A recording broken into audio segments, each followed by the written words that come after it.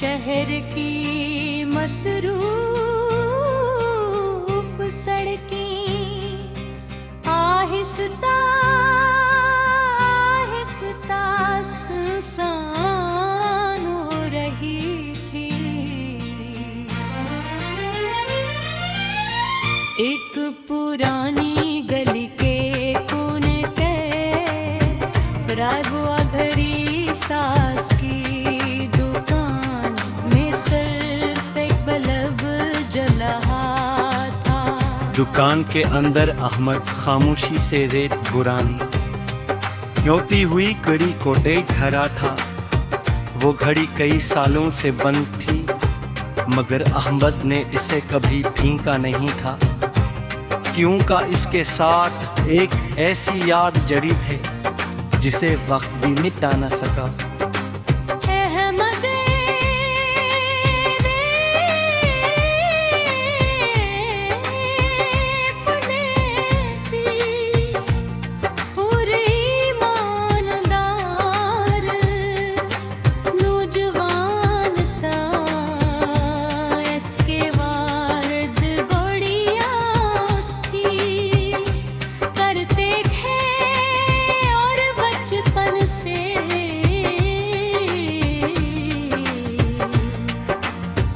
अहमद ने वक्त की कदर पर ना सीख लिया तो माँ कहा करेगा इंसान अगर बद की। एक दिन एक लड़की अपनी खराब घड़ी लेकर दुकान पर आई। इसका नाम सहर था। वो एक स्कूल में पढ़ाती थी। इसकी गुफ्तगू में शाइस्तगी और चेहरे पर सादगी थी। अहमद ने घोड़ी ठीक की बना सहर जल्दी में थे और अपनी किताब बोली अगले दिन वो किताब लेने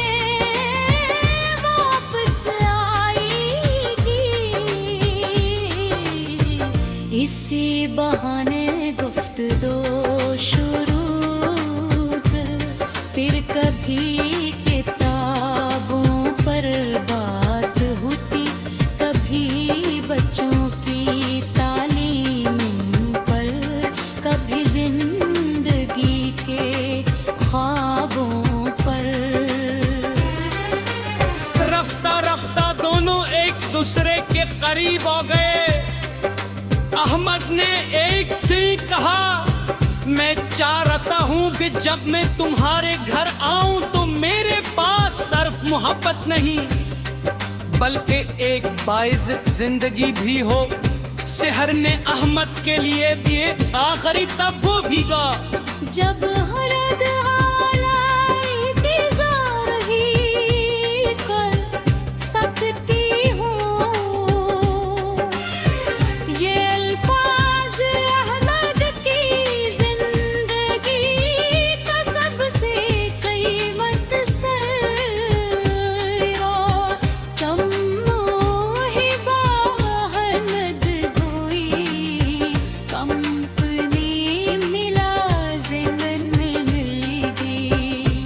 दूसरे शहर चला गया ताकि अपना मुस्तकबिल बेहतर बना सके। इब्तदा में दोनों के दरमियान खत आते रहे। राबिता कम होने लगा। उसी दौरान शहर के बाद शदीद बीमार हो गए। घर के हालात ने से मुश्किल फैसले पर मजबूर कर दिया। खानदान वालों ने इसकी शादी तय कर दी। सहर ने अहमद के लिए एक आखिरी तोहफा भेजा। जब अहमद वापस आया तो इसे एक छोटा सा डब्बा मिला। उस डब्बे में वही घड़ी थी जो पहली मुलाकात के उससे दूर कर गई।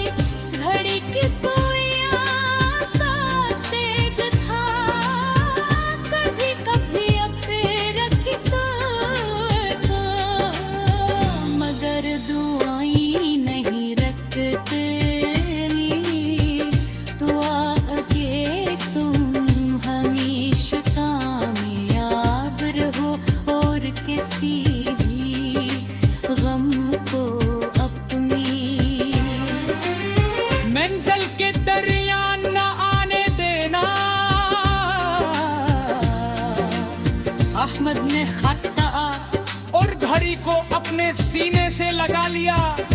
उसने महसूस किया कि कुछ रिश्ते वक्त से नहीं दुआ से जिंदा रहते हैं। साल गुजरते गए।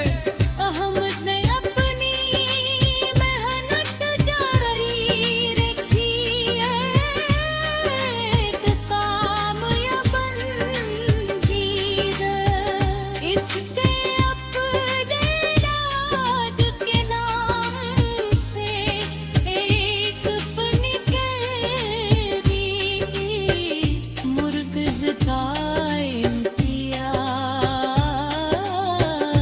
जहाँ गरीब नौजवानों को मुफ्त हनर सिखाया जाता था। हर नए तालिब अलमों को एक बात जरूर कहता, त्रुटि हुई चीज हमेशा बेकार नहीं होती।